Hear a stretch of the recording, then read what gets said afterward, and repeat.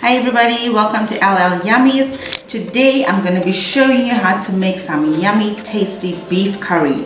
So these are all the ingredients I have set out here.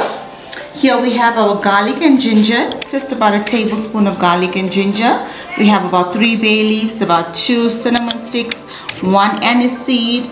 We have 2 cloves here. And then I have 1 tomato grated. I prefer grating my tomatoes and having chunks of it. If you want to slice your tomatoes, you can do that as well. We have our masala. We have an onion, about half an onion, salt, rough salt. And then this is a beef which will feed about 4 to 6 people in a family. And then we have about plus minus 2 tablespoons of oil. So let's go to our pot. I'm going to put our oil into the pot. The stove is on already, and now we're going to add our onions. So I'm just going to add the onions into the pot, and it's going to brown. The onions have to brown for a while. I prefer my onions to be brown for a while before I put anything else into it.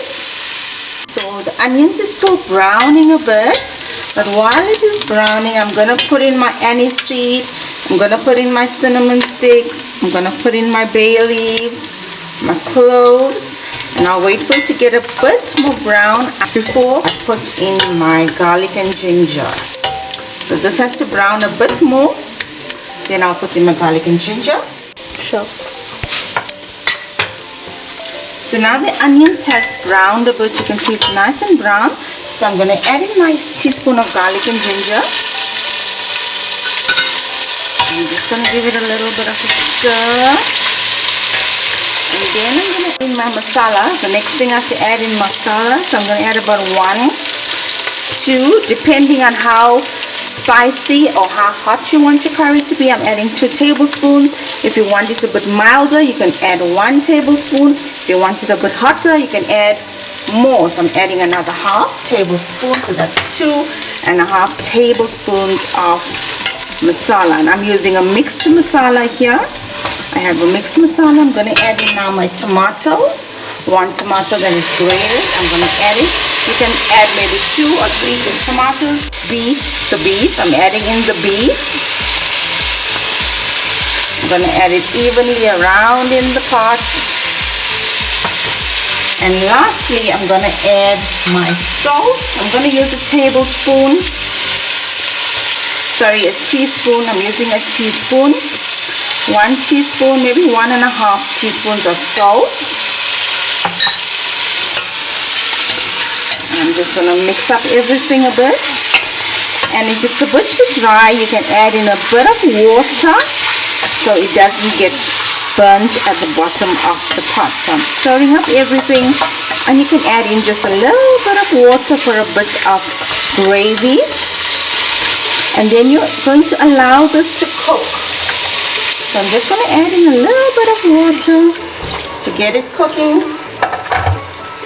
Now, because this is beef, it takes a bit longer to cook. So I'm going to leave it on the stove to cook on medium heat for about 30 to 45 minutes before I add in potatoes. 20 minutes later. It's sizzling. We're going to close up the lid and allow it to cook for a while, and then we'll check it a bit later on. So it's been about 45 minutes. The beef has been cooking on the stove.